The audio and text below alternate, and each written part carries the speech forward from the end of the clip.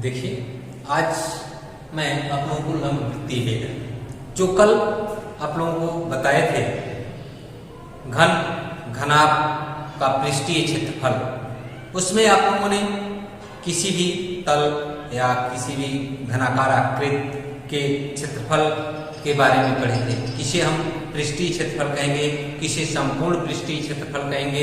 इस तरह अलग अलग मान आपने ज्ञात किया था।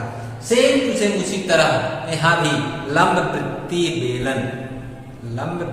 बेलन में भी संपूर्ण पृष्ठीय क्षेत्रफल और पार्श्व पृष्ठीय क्षेत्रफल या वक्र पृष्ठीय क्षेत्रफल पूछा जाए तो कैसे ज्ञात करेंगे।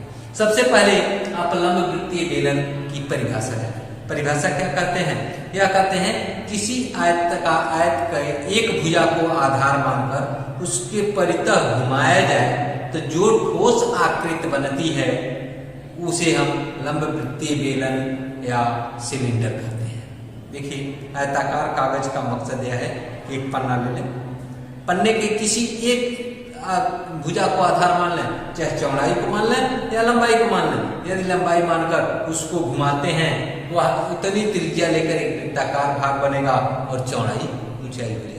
तो इस तरह की जो आकृति बनती है उसी को लंब वृत्तीय बेलन। तो परिभाषा में क्या लिखेंगे? किसी आयताकार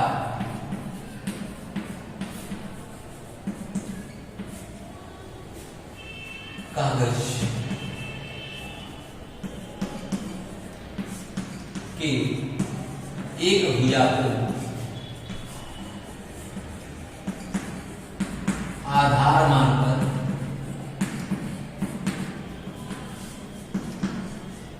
उसके परितः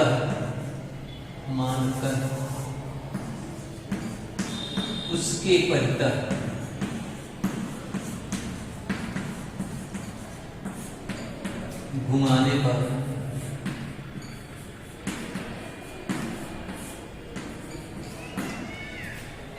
बनी ठोस आकृति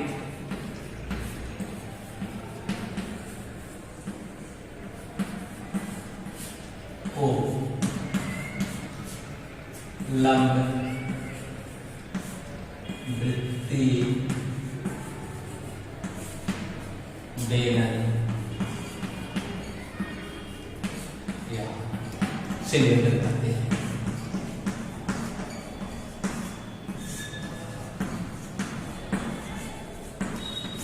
अब ठोस आकृति, जैसे मान लीजिए यह आयताकार कागज हो गया।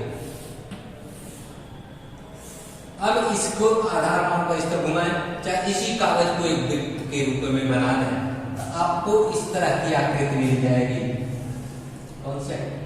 इस तरह की आकृति मिल जाएगी, एक वृत्ताकार भाग, इस तरह की आकृति मिल जाएगी। और यह जो भाग है यही ऊंचाई h कहलाएगी और जो यह l और b था यही l आपको परितः वृत्त के रूप में लिया जाता है। तो इस तरह हम बेलन का पृष्ठीय क्षेत्रफल या जो भी चीज संपूर्ण पृष्ठीय क्षेत्रफल या पार्श्व पृष्ठीय क्षेत्रफल जैसे निकालें अलग अलग मान से निकालते हैं। अब रही बात, आप इसका बेलन का वक्र पृष्ठीय क्षेत्रफल निकालना रहे तो कैसे निकालते हैं? तो बेलन का वक्र पृष्ठीय क्षेत्रफल बराबर होता है आधार का क्षेत्रफल गुणे आयताकार शीट का क्षेत्रफल। आधार नहीं, जो हमने यह आयताकार लिया है इसी शीट का क्षेत्रफल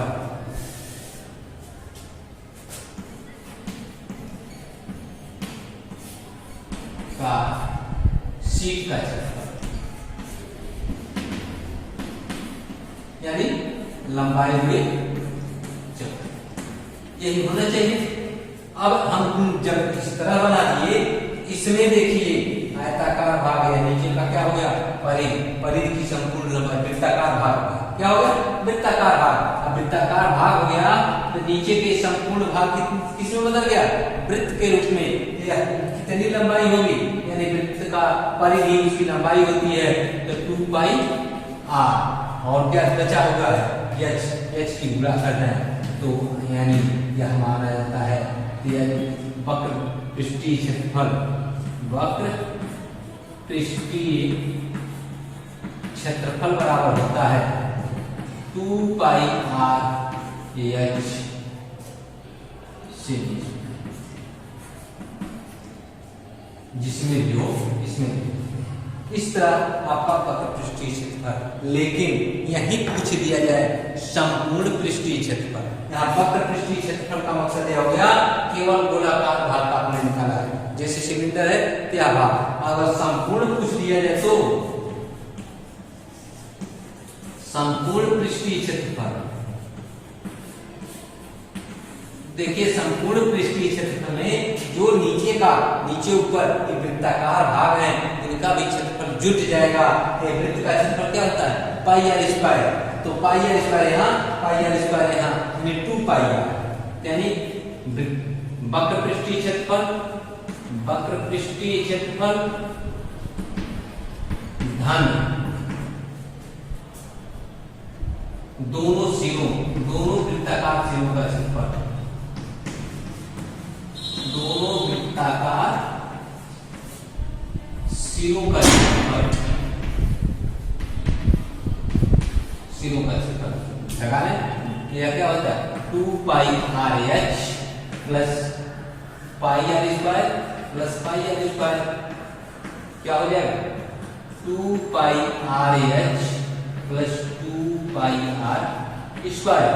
तो 2 पाई आर दोनों ने देखिए है कॉमन ले लें, आपका बच जाएगा 2 पाई आर कोष्टक में r प्लस एच। इस फार्मूले से यह पूरा मान निकाल सकते हैं। इस तरह आपके बेलन का संपूर्ण और वक्र पृष्ठीय क्षेत्रफल निकालेंगे। अब प्रश्नावली के क्वेश्चन देखें। प्रश्नावली में पहला क्वेश्चन आपका दिया है कि ऊंचाई 14 सेमी वाले क्रम वृत्तीय बेलन की पृष्ठीय क्षेत्रफल 88 cm स्क्वायर है, तो बेलन के आधार का व्यास है। आप जानते हैं व्यास बराबर क्या होता है, व्यास बराबर होता है 2r, व्यास बराबर क्या होता है। इसमें क्वेश्चन नंबर 1 में दिया क्या है, क्वेश्चन नंबर 1 में दिया है बेलन की ऊंचाई, ऊंचाई, बेलन की ऊंचाई क्या है, बेलन की ऊंचाई 14 सेमी और वक्र पृष्ठीय क्षेत्रफल, वक्र पृष्ठीय क्षेत्रफल, वक्र पृष्ठीय क्षेत्रफल है आपका 88 cm स्क्वायर। ये चीज दिया गया है। अब इस पे आपको व्यास ज्ञात करना है। व्यास ज्ञात करने के लिए आपको दो फार्मूला बताए थे, बेलन का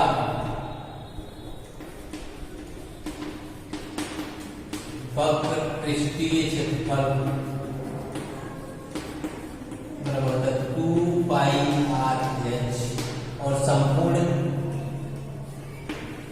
पृष्ठीय क्षेत्रफल होता है 2 पाई आर पुस्तक में आर प्लस एच। यह दो चीज होते हैं। अब यहीं पर आप क्वेश्चन पूछ लेते हैं, एच दिया है, आर दिया है, पृष्ठीय क्षेत्रफल 2 pi are, 2 pi R H बराबर किसके 88 और 2r बराबर व्यास क्या होता है, 2r बराबर 88 बचा कितना पाई और h बटे पाई h मान पाता है 88 बटे पाई का मान 22 बटे 7 ऊपर हो जाएगा और h का मान 14, 7 गुना 14 और 88 यानी 2r बराबर कितना है 2, यानी व्यास कितना हो गया 2। यही पहला क्वेश्चन। दूसरे क्वेश्चन में देखिए क्वेश्चन नंबर 2। क्वेश्चन नंबर 2 क्या कर रहा है, एक धातु की चादर 1 मीटर ऊंची और 140 cm व्यास के आधार वाली एक बंद बेलनाकार टंकी बनाई जाती है। तो इस कार्य करने के लिए कितने वर्ग मीटर चादर की आवश्यकता होगी। देखिए सारा मान वर्ग मीटर में ज्ञात करना है। किसमें ज्ञात करना है? वर्ग मीटर में। तो जो आधार आपको सेंटीमीटर दिया है उसको वर्ग मीटर में पहले कन्वर्ट करना है। तो क्या क्या दिया है? ऊंचाई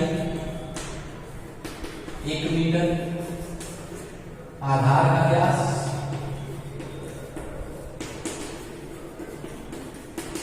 140 cm या 1.40 मीटर। यह आपका व्यास हो गया। त्रिज्या क्या हो जाएगी? त्रिज्या हो जाएगी 1.40/2 बराबर हो जाएगा 0.70। अब हम संपूर्ण पृष्ठीय क्षेत्रफल यहाँ निकालेंगे। क्या निकालेंगे? संपूर्ण, क्योंकि पहले के फिगर यह बेलनाकार बर्तन बना रहा है, इस नीचे का भी बंद कर रहा है, यानी ऊपर से भी ढक्कन लगेगा, नीचे से भी ढक्कन लगेगा, यानी संपूर्ण पृष्ठीय क्षेत्रफल निकालना है। तो संपूर्ण पृष्ठीय क्षेत्रफल का काम रखा है।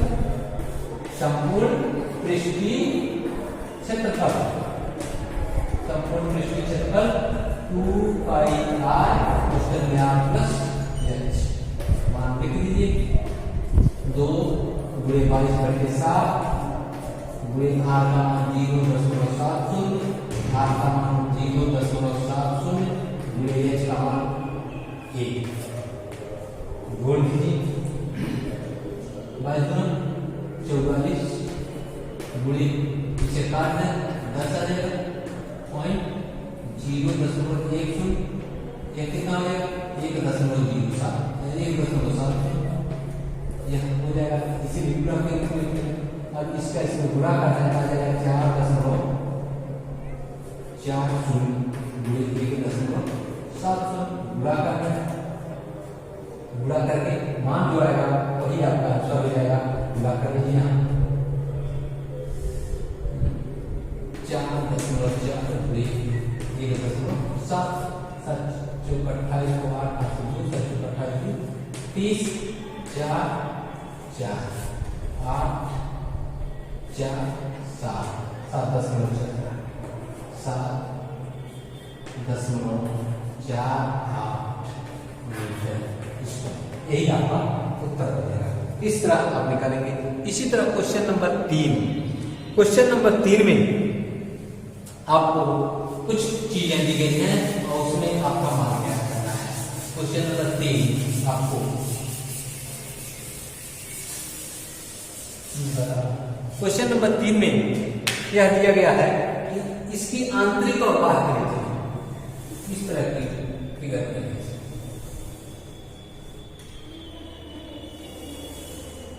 यानी एक खोखला बेलन है, बीच का भाग खाली और यह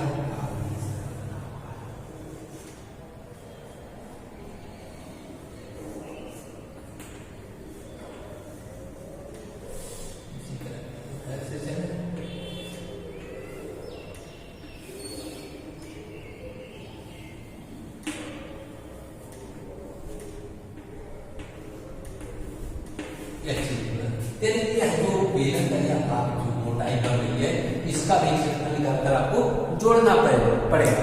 तो सबसे पहले आंतरिक त्रिज्या कितना दिया है?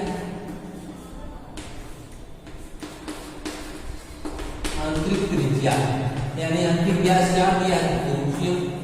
बाह्य त्रिज्या 2.2 cm और ऊंचाई आपको दिया है 77 cm। इतना चीज दिया है। अब इसी पर 4 मान निकालें। आंतरिक त्रिज्या के वक्र पृष्ठ निकालेंगे। आंतरिक वक्र पृष्ठ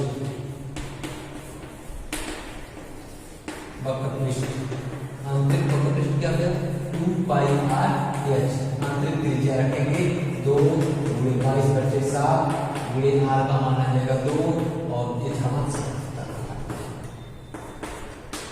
44 गुणे 22 आ जाएगा 2288 2288 यह आंतरिक हो गए। अब बाह्य त्रिज्या निकालना है। बाह्य त्रिज्या के लिए क्या होगा, वक्र पृष्ठ, बाह्य वक्र पृष्ठ, बाह्य वक्र पृष्ठ हो जाएगा आपका 2 पाई r h, इसमें रखेंगे आ जाएगा 2 गुणे 22/7 गुणे r का मान 2.2 गुणे h का मान 77 काट देंगे आ जाएगा 44 गुणे 2.2 गुणे क्या है आ जाएगा 44 गुणे 24.2 में 44 का गुणा कर दीजिए।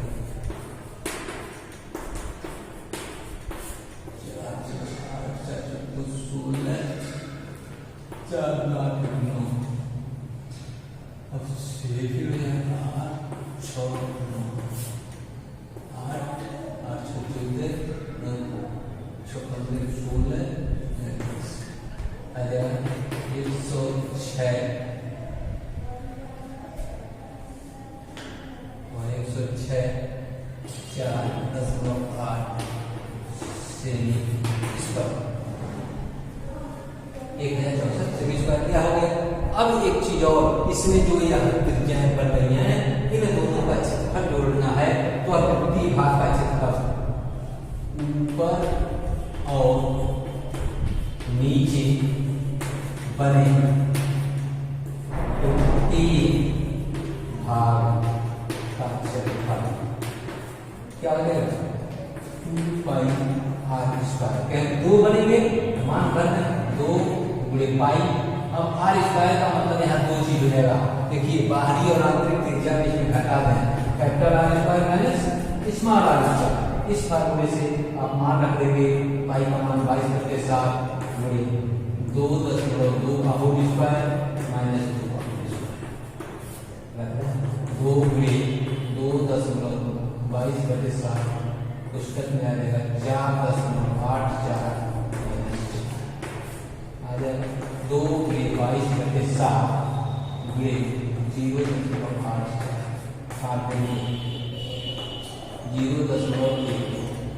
गुणा कर दीजिए 2 गुणे 22 गुणे 0.12। इसका मान रखेंगे आ जाएगा 44 गुणे 1.2 मान क्या 12 45 को 8 से 4 545 का 10 सेमी स्क्वायर। इन तीनों को कुल जोड़ लेंगे, वही कुल क्षेत्रफल हो जाएगा।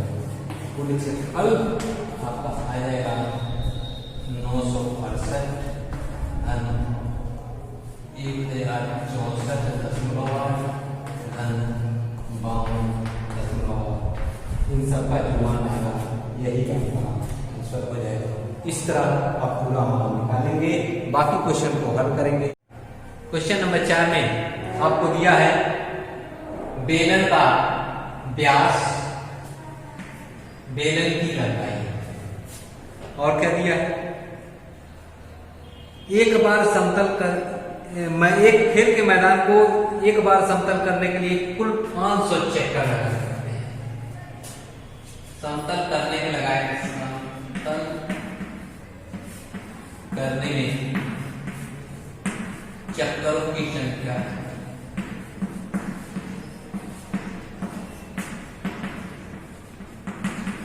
500।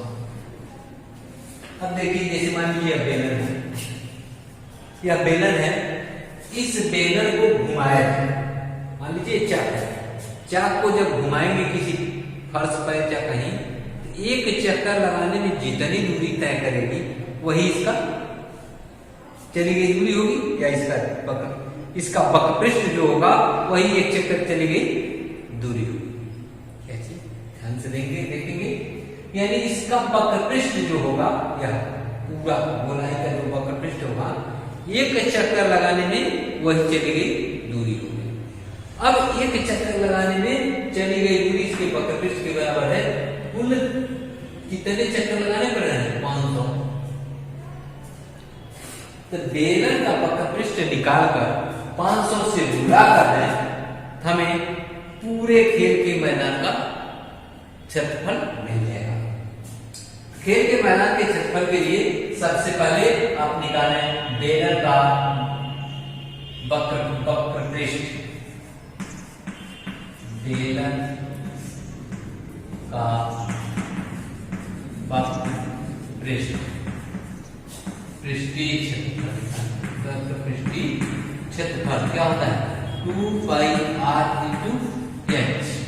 अब मान रख दीजिए h ही इसकी लंबाई जो है वही h रहेगी और r क्या 84 सेंटीमीटर व्यास है, त्रिज्या क्या हो जाएगी b बराबर 84 cm, इसलिए r बराबर 42 cm। मान भर दें 2 × 22/7 × 42 × h का मान 120 मान लिया। सच चल गया 22 ×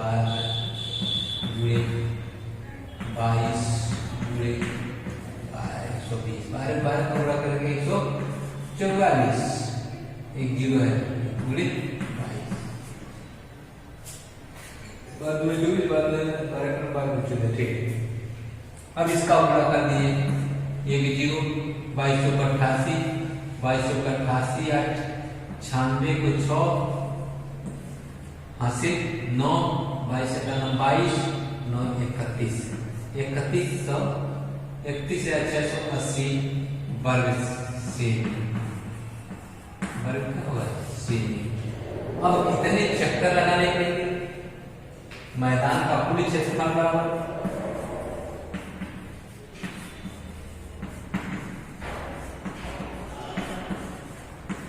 कुल क्षेत्रफल बराबर बेलन का वक्र पृष्ठ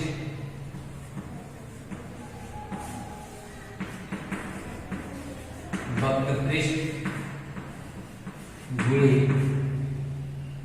500 गुणा करना 31680 गुणे 500 3 जीरो 5 40 5 30 34 5 5 8 5 15 इतना वर्ग सेमी, यही आपका आंसर है। इतना वर्ग सेमी आपका आंसर, इस तरह आप निकालेंगे। इसी तरह क्वेश्चन नंबर 5 देखें। क्वेश्चन नंबर 5 में यह कह रहा है कि एक बेलनाकार स्तंभ का व्यास 50 cm है, ऊंचाई इतना है, हम उसका वक्र पृष्ठ, मान लीजिए केवल स्तंभ का वक्र पृष्ठ का पिंड करना है, पूरा नहीं, संपूर्ण पृष्ठ का नहीं, वक्र पृष्ठ। तो उसका वक्र पृष्ठ निकालकर आप जितना खर्च दिया है प्रति वर्ग मीटर के दर से उसके निकालना है। एक चीज और ध्यान देंगे, देखिए खर्च प्रति वर्ग मीटर दिया है, इसमें व्यास सेंटीमीटर में है, ऊंचाई मीटर में है, तो दोनों को समान इकाई में कर लेंगे। वाले समान इकाई में कर लें, व्यास बराबर कर दिया है 50 cm, यानी या कितने मीटर हो जाएगा 50/100 यानी 1/2 मीटर, और त्रिज्या क्या हो जाएगी, त्रिज्या बराबर 1/4। अब वक्र पृष्ठ निकालें, वक्र पृष्ठ बराबर 2πRh 2 × 22/7 गुणे r का मान 1/4, h का मान दिया है स्तंभ की ऊंचाई 3.5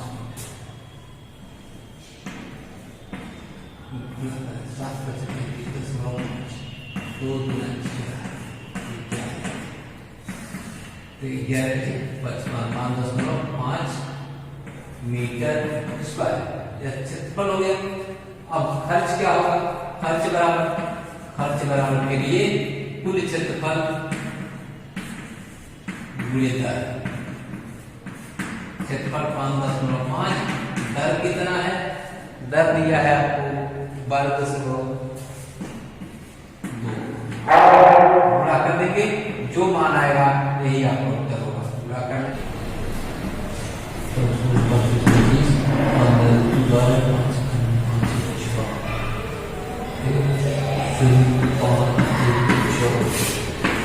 5 7 8 6 10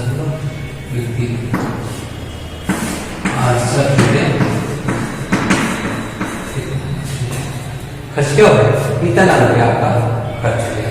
इस तरह आप इसी छठवें को भी, छठवें में भी वही चीज दिया है, वक्र पृष्ठ दिया है, वक्र पृष्ठ से त्रिज्या दिया है, इसका मान निकालना है। वक्र पृष्ठ में देखिए इसका मान दिया है, r का मान दिया है, इसका मान रख देंगे, उसका मान आ जाएगा। इसी तरह क्वेश्चन नंबर 7 में आंतरिक वक्र पृष्ठ त्रिज्या दिया है, गहराई वही ऊंचाई हो जाएगी, निकालेंगे। इस तरह बाकी क्वेश्चन सब सेम एक ही तरीके से हैं, आप लोग क्वेश्चन हल करेंगे और निकालेंगे। धन्यवाद।